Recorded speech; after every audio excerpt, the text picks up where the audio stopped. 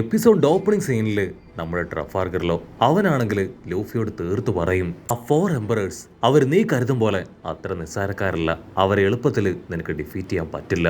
അവർ മുൻപ് വൈറ്റ് ബിയർഡിനോട് പോലും ഏറ്റുമുട്ടിയിട്ടുള്ളവരാണ്. മാത്രമല്ല അവരുടെ കൂടെ ആ ഡേഞ്ചറസ് ബീസ്റ്റ് കൈലോ ഉണ്ട്. പക്ഷെ ലൂഫിക്കാണെങ്കിൽ അതൊന്നും കേട്ട് യാതൊരു ടെൻഷനും ഉണ്ടാവില്ല. കട്ട് ചെയ്ത ട്രഫാർഗറിലോ ഇപ്പൊ എല്ലാ കാര്യങ്ങളും സ്മോക്കറിനോട് പറഞ്ഞു കഴിഞ്ഞു. ട്രഫാർഗറിലോ ആള് സ്മോക്കറിനെ നോക്കും.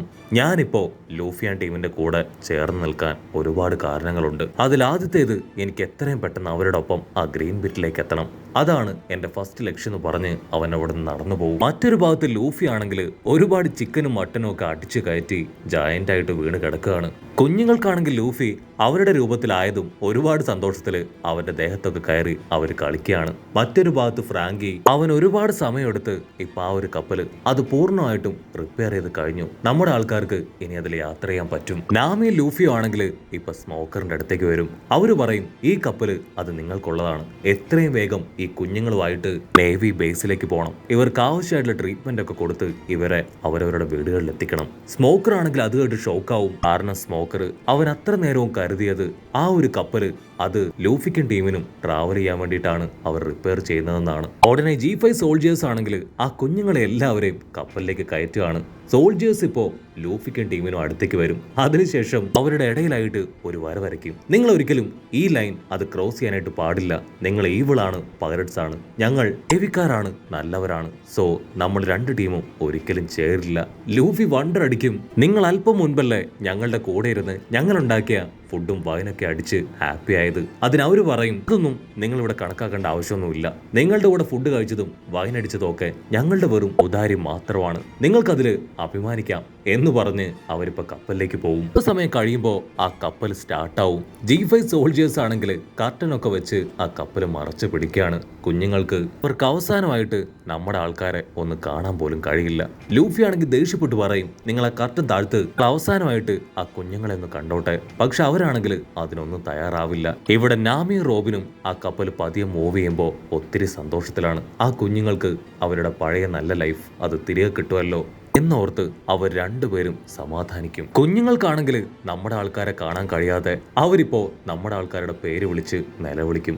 അത് കേൾക്കുമ്പോൾ ചോപ്പറിന്റെ ഉള്ളില് വലിയൊരു ആനന്ദം. മാത്രമല്ല ഡോക്ടർ വേഗ് ഓഫ് പങ്ങിന്റെ അടുത്ത് നിന്ന് നല്ല ട്രീറ്റ്മെന്റ് കിട്ടി ആ കുട്ടികളെല്ലാവരും നോർമലാകും എന്നൊരു വിശ്വാസവും ചോപ്പറിനുണ്ട്. G5 സോൾജേഴ്സ് ആണെങ്കിൽ വിളിച്ചു പറയും, പൈററ്റ്സ് എല്ലാവരും ബാഡാണ്, ഒരു കാരണവശാലും അവരെ വിശ്വസിക്കരുത്, അവർ ഈ ലോകത്തിന്റെ ശാപമാണ്, ഒരു കാരണവശാലും അവരെ കൂടെ കൂട്ടാൻ പാടില്ല എന്നൊക്കെ പറഞ്ഞുകൊണ്ട് ഇവിടെ കുഞ്ഞുങ്ങളുടെ ബഹളം വെക്കല് അത് സഹിക്കാൻ കഴിയാതെ ആ സോൾജിയർ അവനാണെങ്കിൽ മുകളിലേക്ക് വെടിവെക്കും. മിണ്ടിപ്പോവരുത്, അവരെല്ലാവരും പൈററ്റ്സ് ആണ്, നിങ്ങൾ ഒരു കാരണവശാലും അവരോട് ഇനി മിങ്കിൾ ചെയ്യാൻ പാടില്ല, അവരെ ആരെയും നിങ്ങൾ ഒരു കാരണവശാലും കാണാനോ കോണ്ടാക്ട് ചെയ്യാനോ പാടില്ല എന്ന് തീർത്തു പറയും. ആ കുഞ്ഞുങ്ങളാണെങ്കിലും വല്ലാതെ പേടിച്ച് ഇപ്പോ വായൊക്കെ പൊത്തിപ്പിടിച്ച് കരയാണ്. കുഞ്ഞുങ്ങൾക്കാണെങ്കിൽ നേവി ആൾക്കാർ അവർ ലൂഫിയാൻ ടീമിനെ ചീത്ത വിളിക്കുന്നത് ഒട്ടും ഇഷ്ടാവില്ല. കാരണം ആരും തിരിഞ്ഞു നോക്കാതെ ചതിയിൽ പെട്ടുപോയ അവരെ തിരികെ കൊണ്ടുവന്നത് ലൂഫിയാൻ ടീമിന്റെ ഒറ്റൊരാളുടെ മിടുക്കാണ്. അഷിക്കയാണെങ്കിൽ ആ സോൾജേഴ്സിനോട് ദേഷ്യപ്പെടും. അതിന് സോൾജേഴ്സ് പറയും, ദയവ് ചെയ്ത് ഞങ്ങളോട് ക്ഷമിക്കണം, ഞങ്ങളിപ്പോൾ അവരോട് നല്ല രീതിയിൽ ബിഹേവ് ചെയ്യാൻ തുടങ്ങിയ പിന്നീട് ഞങ്ങൾ പൈററ്റ്സിനോട് സ്നേഹം കാണിക്കാൻ തുടങ്ങും.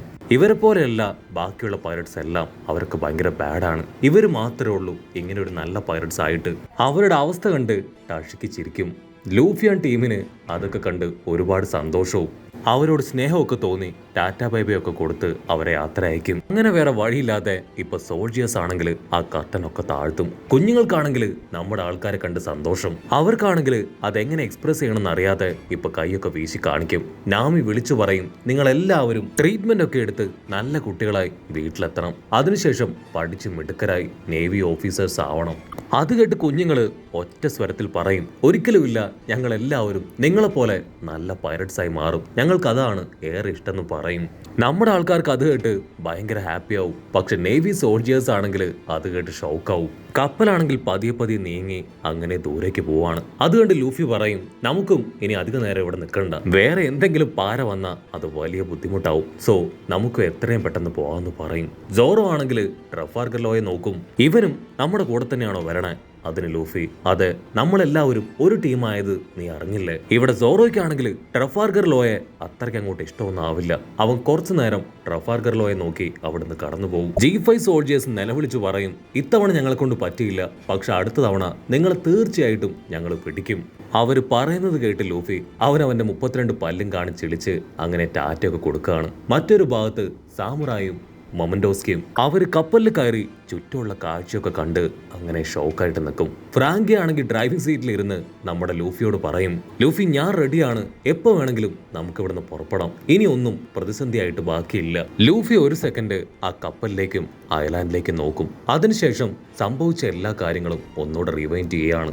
ലൂഫി മാത്രമല്ല, ഓറോയും ഉസോപ്പും നാമിയും അങ്ങനെ എല്ലാവരും നടന്ന ഓരോരോ കാര്യങ്ങളായിട്ട് ഇപ്പൊ റിവൈൻഡ് ചെയ്ത് ആലോചിക്കും. ലൂഫി ആണെങ്കിൽ വലിയ എന്തോ റോക്കറ്റ് കീഴടക്കിയ സന്തോഷത്തില് ഇപ്പൊ തുള്ളിച്ചാടി പറയും, കമോൺ ഗായ്സ്, നമ്മുടെ അടുത്ത ലക്ഷ്യം, അതിനെ പിന്തുടർന്ന് പോകാൻ സമയമായെന്ന് പറഞ്ഞ് അവരാണെങ്കിൽ കപ്പലെടുത്ത് അവരുടെ യാത്ര ആരംഭിക്കും. കട്ട് ചെയ്ത ആ ഡോഫ്ലമിംഗോ വില്ലൻ അവനാണെങ്കിൽ ഇപ്പോഴും എയറിലൂടെ പറന്നു വരികയാണ്. ഇതുവരെ അവൻ ആ ഐലാൻഡിലേക്ക് എത്തിയിട്ടില്ല. അപ്പൊ ലോങ് ഷോട്ടിലായിട്ട് എന്തോ ഒന്ന് കത്തി എരിയുന്നത് അവൻ കാണും.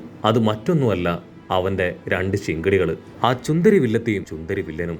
അവരുടെ കൂടെ തന്നെ ഒരു ട്രാൻസ്പോർട്ടർ സ്നെയിലും ഉണ്ട്. ഡോഫ്ലമിംഗോ ആണെങ്കിൽ ഇപ്പൊ അവരുടെ അടുത്തേക്ക് പാഞ്ഞടുക്കും. ആളെ കാണേണ്ട താമസം നമ്മുടെ ചുന്ദരി പെണ്ണ് വില്ലത്തി. അവള് പൊട്ടിക്കരഞ്ഞുകൊണ്ട് പറയും, ആ ട്രഫാർഗറിലോ അവൻ ഇങ്ങനെ നമ്മളോട് ചെയ്യുമെന്ന് ഞാൻ സ്വപ്നത്തിൽ പോലും കരുതിയില്ല. അവനാണ് നമ്മളെ ചതിച്ചത്. നിങ്ങളോട് സംസാരിക്കാൻ അവനൊരു ട്രാൻസ്പോർട്ടർ സ്നെയിൽ കൂടെ ഞങ്ങളുടെ അടുത്ത് വെച്ചിട്ടുണ്ട്. ഡോഫ്ലമിംഗോ ആണെങ്കിൽ അവർ നിൽക്കുന്ന സ്ഥലം അത് ചുറ്റും നോക്കും. അപ്പൊ ദൂരത്തായിട്ടൊരു ബക്കറ്റില് ഒരു ബോംബ് സെറ്റ് ചെയ്തിരിക്കുന്നതായിട്ട് കാണും. അതുമാത്രമല്ല, ആ വില്ലത്തിയുടെയും വില്ലന്റെയും തല മാത്രമേ അതിലുള്ളൂ. ബാക്കി ബോഡി പാർട്ട് അത് മറ്റെവിടെയോ ആണ്. ഡോഫ്ലമിംഗോ ആണെങ്കിൽ ഇപ്പൊ സ്നെയിലിലൂടെ ട്രഫാർഗറിലോട് സംസാരിക്കാൻ തുടങ്ങും. ഓ, നിന്നെ അന്വേഷിച്ചാണ് ഞാൻ ഇവിടേക്ക് വന്നത്. അപ്പോഴേക്ക് നീ പേടിച്ച് ഇവിടുന്ന് വണ്ടി വിട്ടോ? അതിന് ട്രഫാർഗറിലോ പറയും, നീ ഒരിക്കലും എന്നെ അന്വേഷിക്കില്ലെന്ന് എനിക്കറിയാം. നിനക്ക് ആവശ്യം നിന്റെ അസിസ്റ്റൻസിനെയും സ്മോക്കറിനെ അല്ലേ. അവരെ പോയി നീ അന്വേഷിക്ക്. നീ അന്വേഷിക്കുന്ന ഒരാള് അവൻ എന്റെ കൂടെ തന്നെ ഉണ്ട്. അത് മറ്റാരുമല്ല, സാക്ഷാൽ സീസർ. ഉടനെ സീസർ ആണെങ്കിൽ ഇപ്പൊ നിലവിളിക്കാൻ തുടങ്ങും, പ്ലീസ് ജോക്കർ, എന്നെ എങ്ങനെയെങ്കിലും ഇവിടുന്ന് രക്ഷിക്ക്. ട്രഫാർഗർ ലോയ ആണെങ്കിൽ ഇപ്പോ ഡോഫ്ലമിംഗോയോട് ഒരു ഡീല് സംസാരിക്കും. അതിന് ഡോഫ്ലമിംഗോ, നീ ഒരു ചെറിയ കുട്ടിയാണ്, ഞാനൊരിക്കലും നിന്റെ ഈ കുട്ടികളിക്ക് മുൻപിൽ തോറ്റ് തല താഴ്ത്തില്ല. നിനക്ക് ഇപ്പൊ ഇവന് ആവശ്യമാണെന്ന് എനിക്കറിയാം. സീസർ ഉണ്ടെങ്കിൽ മാത്രമേ നിനക്ക് നിന്റെ മിഷൻ അത് കംപ്ലീറ്റ് ചെയ്യാൻ പറ്റൂ. നിന്റെ മിഷൻ കംപ്ലീറ്റ് ചെയ്യാൻ പറ്റിയിട്ടില്ല എങ്കിൽ കൈലോ അവൻ തീർച്ചയായിട്ടും വെറുതെ ഇരിക്കില്ല.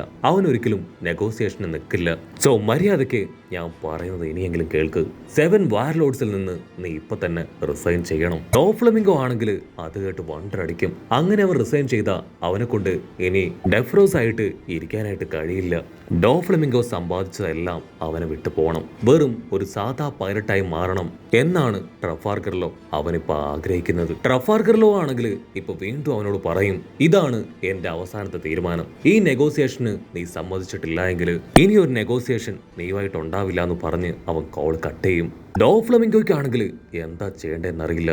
ആളങ്ങനെ ഫുൾ കലിപ്പില് തല താഴ്ത്തിയിരിക്കുന്നതോട് കൂടെ ഈ ഒരു എപ്പിസോഡും അവസാനിക്കുന്നു. എപ്പിസോഡ് ഇഷ്ടപ്പെടുകയാണെങ്കിൽ തീർച്ചയായിട്ടും ലൈക്ക് ചെയ്യാനും കമന്റ് ചെയ്യാനും ഷെയർ ചെയ്യാനും മറക്കല്ലേ.